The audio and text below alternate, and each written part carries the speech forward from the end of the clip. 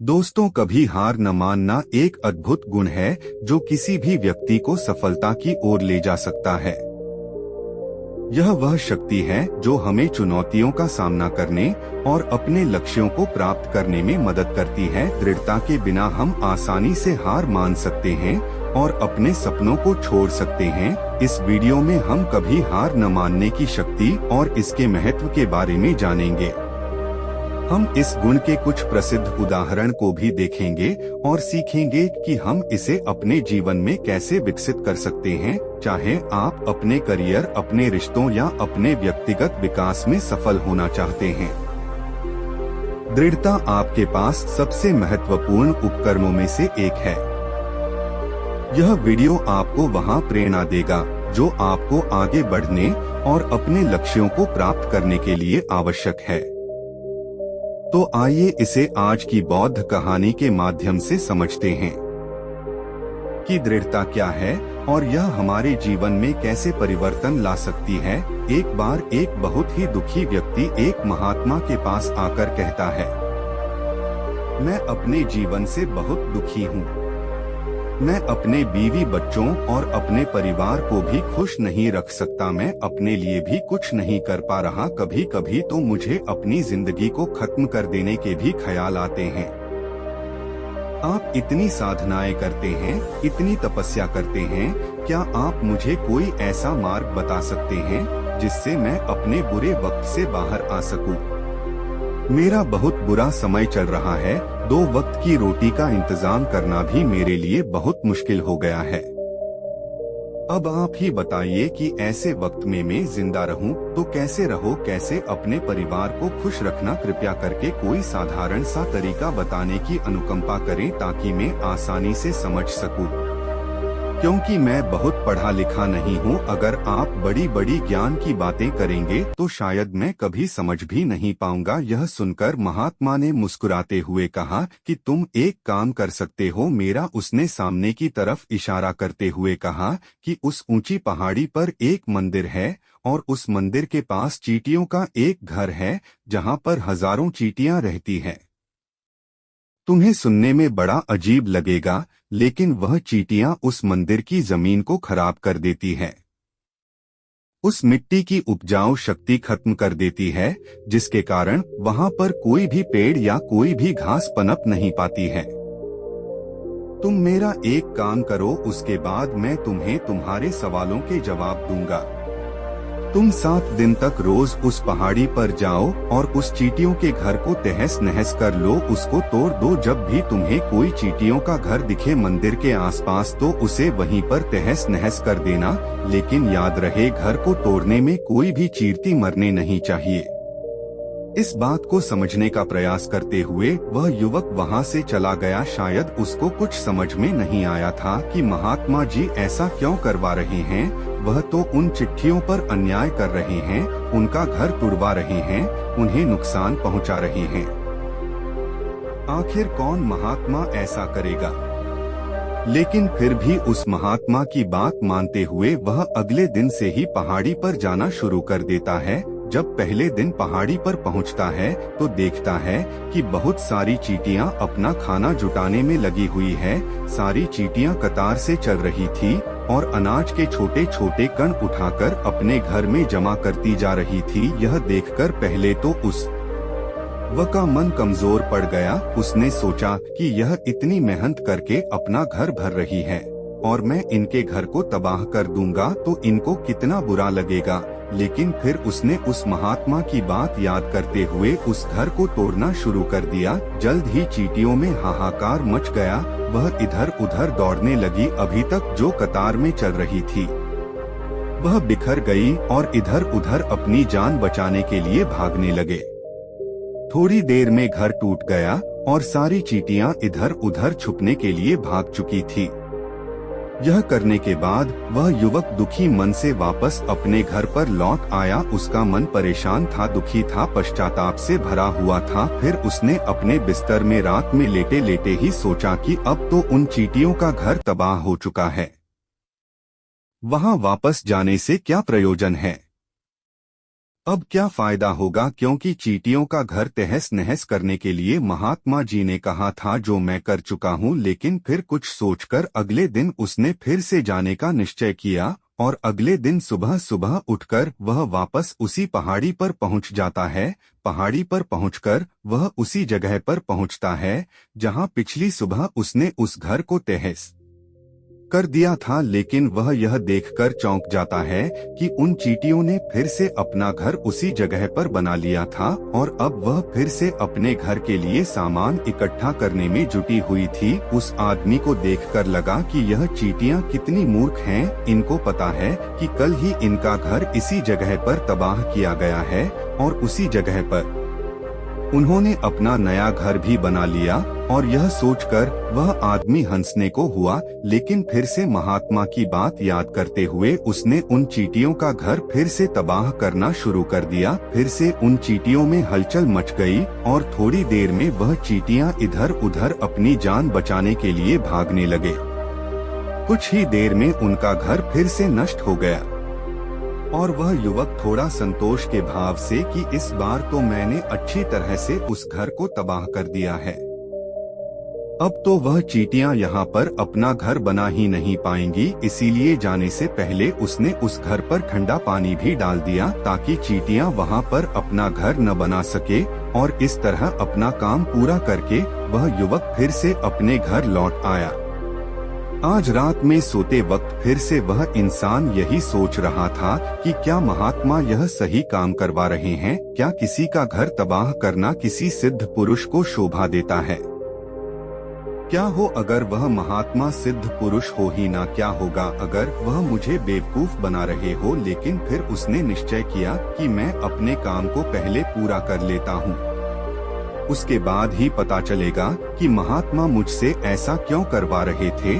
और यही सोचकर वह रात में सो जाता है। अगले दिन सुबह उठकर वह फिर से उसी पहाड़ी की ओर निकल जाता है। पहाड़ी पर पहुंचकर वह उसी जगह पर पहुंचता है जहां पर उसने उनके घर को तबाह कर दिया था और वह यह देखकर खुश हो जाता है कि वहां पर कोई भी घर नहीं था। सारी चींटियां वहां से भाग चुकी थी। अब उसने सोचा कि अब मेरा रोज रोज आने का क्या प्रयोजन, क्योंकि चींटियां तो अपना घर बदल चुकी है और महात्मा जी ने मुझे 7 दिन आने के लिए कहा था, लेकिन आज तो तीसरा दिन है। अब बाकी 4 दिन वापस आने का क्या प्रयोजन। और यही सोचकर उसने निश्चय किया कि यहाँ से वह सीधा उसी महात्मा के पास जाएगा और उनको यह सारी खबर बता देगा। जब वह वापस मुड़कर उस पहाड़ी से उस महात्मा की कुटिया की तरफ जाने लगा तो उसने देखा तो अचानक उसकी नजर एक और घरौंदे पर पड़ी जो कि चींटियों का ही बना आया हुआ था। मतलब कि वह घरौंडा चींटियों ने ही बनाया था और अब वह चींटियां नए घर में वास कर चुकी थी। यह नया घर उनके पुराने घर से थोड़ी ही दूरी पर था और जब उस युवक की नजर उस घरौंदे पर पड़ी तो उसने सोचा कि शायद महात्मा को पता था कि यह चींटियां अपना घर यहाँ से बदलकर किसी दूसरी जगह पर बना लेगी, इसीलिए उन्होंने मुझे 7 दिन आने के लिए कहा था। और यह विचार करके वह उसका नया घर भी तोड़ने के लिए पहुँच जाता है। जब वह वहां पहुंचा तो चींटियां उसी तरह अपने कार्य में लगी हुई थी। वह अपने लिए खाना इकट्ठा कर रही थी और अपने घर में जमा करती जा रही थी। जो पुराना घर टूटा था वहां भी अनाज के कारण बचे हुए थे और चींटियां वहां से भी अनाज इकट्ठा कर करके वापस अपने नए घर में ला रही थी। अब यहाँ पर फिर से युवक का मन थोड़ा कमजोर पड़ गया, क्योंकि वह खुद भी कमजोर था, खुद भी वक्त का मारा हुआ था। इसीलिए उसके मन में उन चींटियों के प्रति दया का भाव उमड़ रहा था। उनके ऊपर उसे दया आ रही थी। वह चाहता था कि उनकी मदद करें, लेकिन वह उल्टा उनको नुकसान पहुंचा रहा था। लेकिन उस महात्मा की बात को याद करते हुए उसने फिर से उस घर को तोड़ने का निश्चय किया और उसने इस बार बड़ी ही सावधानी के साथ बिना किसी चींटी को कोई नुकसान पहुंचाए घर तबाह करना शुरू कर दिया। वक्त थोड़ा ज्यादा लगा, क्योंकि किसी भी चींटी को नुकसान न पहुंचाने की शपथ महात्मा ने पहले ही रखी थी। इसीलिए उसको बड़ी सावधानी के साथ उन घरों को तबाह करना था। लेकिन आखिरकार उसने उस घर को भी तबाह कर दिया और उस घर को तबाह करने के बाद वह बड़े ही दुखी मन से, इस बार वह पहले से भी ज्यादा दुखी था, क्योंकि उसने उनका नया घर भी तोड़ दिया था। वह चींटियों को बसने ही नहीं दे रहा था और वह अब अपने आप को शैतान या दानव समझने लगा था। लेकिन फिर भी उस महात्मा की बात को मानते हुए वह अपने घर पर दुखी मन से वापस आ गया। रात में सोने से पहले एक बार उसने फिर से सोचा कि मैं कितना बड़ा शैतान हो, कितना बड़ा दानव हो, पुराना घर तो छोड़ो, मैं उन चींटियों को कहीं भी बचने के लिए कोई जगह ही नहीं दे रहा है। वह चींटियां मेरे बारे में क्या सोचती होंगी, वह कितना दुत्कारते होंगे उस परमात्मा को जो मेरे द्वारा यह काम करवा रहा है। लेकिन फिर भी उसने अगले दिन जाने का निश्चय किया और अगले दिन सुबह सुबह वह फिर से वहां पर पहुंच गया। वह यह देखकर फिर से आश्चर्यचकित रह जाता है कि इस बार चींटियों ने एक और नई जगह पर अपना घर बना लिया था। वह पहले से भी ज्यादा ऊर्जा के साथ काम कर रही थी और उन्होंने एक रात में पहले से भी बड़ा घर बना लिया था और अब वह फिर से अपना अनाज और खाना इकट्ठा करने में जुटी हुई थी। यह देखकर उस आदमी को लगा कि यह चींटियां किस मिट्टी की बनी हुई है। मैं इनको बार बार यहाँ से भगाने की कोशिश कर रहा हूँ और यह वहीं पर अपना घर बना लेती है। क्या इनको पता नहीं है कि मैं इन्हें यहाँ पर कभी भी बसने नहीं दूंगा। यह चीरती है, दिखने में इतनी छोटी है, लेकिन फिर भी यह मुझसे हार नहीं मान रही है। बड़े ताज्जुब की बात है और इस बार उसने गुस्से में उस घर को तहस नहस करना शुरू कर दिया। लेकिन इस बार तहस नहस करते हुए कुछ चींटियां वहीं पर मर गए। उसके पैरों तले कुचल दी गई। कुचलने के बाद जब वह अपने अहंकार से बाहर आया तो उसने देखा कि गुस्से में उसने उन चींटियों को कितनी क्षति पहुंचा दी है। उसका मन पश्चाताप से भर गया और वह रोता हुआ अपने घर की तरफ बढ़ गया। रात में सोते वक्त उसने सोचा कि मैं उन चींटियों पर बहुत ज्यादा अत्याचार कर रहा हूँ, अब इससे ज्यादा अत्याचार मैं नहीं कर पाऊंगा। और यही सोचकर वह अगले दिन उन चींटियों के लिए अपने घर से थोड़ा आटा लेकर उसी पर पहुँच जाता है। आज उसके मन में उन चींटियों के प्रति श्रद्धा का भाव था, दया का भाव था। आज वह उनकी मदद करना चाहता था और जब वह वहां पर पहुंचा तो चींटियां फिर से अपने नए घर को बनाने में जुटी हुई थी। उसने बड़ी ही दया के साथ उन चींटियों को अपना लाया हुआ आटा खिलाया और अगले 3 दिनों तक वह ऐसा ही करता रहा जो इन पिछले 4 दिनों से चींटियों को नुकसान पहुंचा रहा था। अब वही इंसान उन्हें मदद कर रहा था। वह रोज सुबह जाता और उन चींटियों को अपने हाथों से आटा खिलाता। 7 दिन के बाद वह युवक उस महात्मा के पास पहुंचकर हाथ जोड़कर बोलता है कि है महात्मा जी, मुझे माफ कर देना, मैंने उन चींटियों का घर तबाह करने के लिए बहुत कोशिश की। मैंने उनका घर तबाह किया भी, एक बार नहीं 4 बार मैंने उनका घर तोड़ा। उसके बाद में हिम्मत नहीं कर पाया, उनके घर को नहीं तोड़ पाया। मैं समझ सकता हूँ कि मैंने आपका काम पूरा नहीं किया और इसके बदले आप मुझे वह तरीके भी नहीं बताएंगे जो कि मुझे मेरे बुरे समय से बाहर निकाल सकते हैं। लेकिन मुझे इसका कोई दुख नहीं है।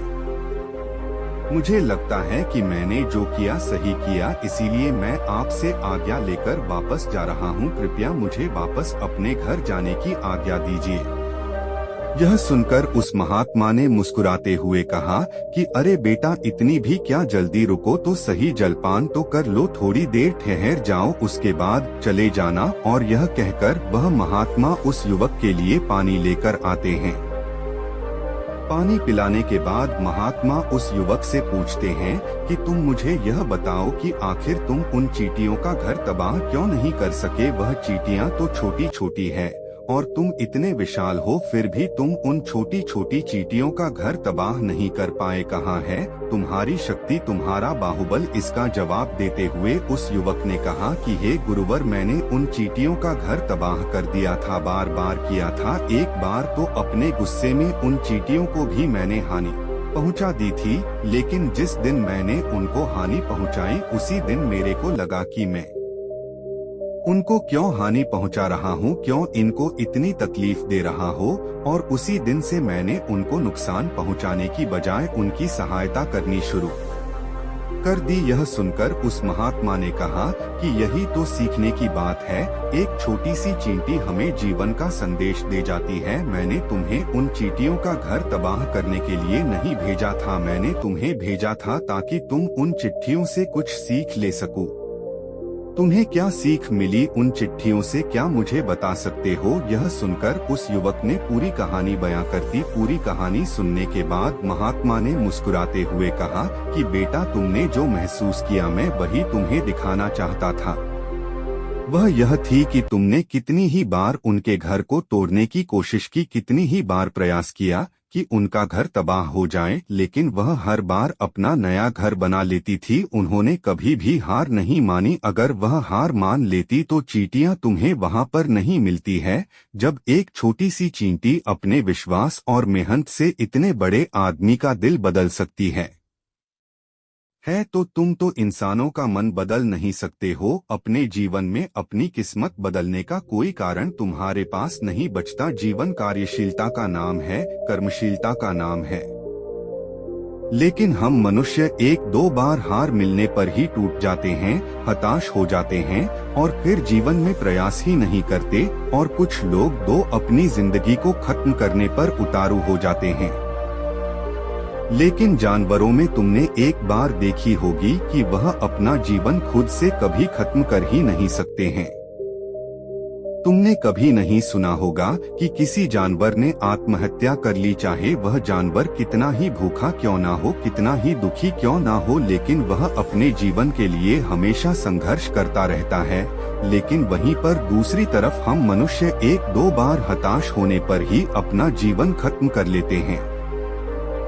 जीवन तो कम करने का नाम है, इसीलिए मृत्यु से पहले कम करना कभी मत छोड़ना, क्योंकि मृत्यु के बाद तो तुम परम विश्राम में चले ही जाओगे। तो उससे पहले कम करना क्यों छोड़ रहे हो, क्यों हताश हो रहे हो? अगर तुम्हारा घर टूट गया है तो दूसरा घर बनाने का प्रयास करो, कोशिश करो। और कोशिश करने वालों की कभी हार नहीं होती। यह तो उन चींटियों से देख चुके हो। देखने में तुमसे कितनी छोटी है वह चींटियां और तुम इतने बड़े हो, लेकिन उनका मन तुम्हारे मन से इतना बड़ा है, इतना विशाल है, इतना दृढ़ संकल्प है कि इतनी बार घर टूटने पर भी उन चींटियों ने कभी हार नहीं मानी। दूसरी सीख यहाँ से लेने की थी वह यह थी कि जब भी हमारे ऊपर बुरा समय आता है, हमें लगता है कि यह समय कभी नहीं जाएगा, यह समय मेरे जीवन को बर्बाद कर देगा, मुझे कभी नहीं जीने देगा।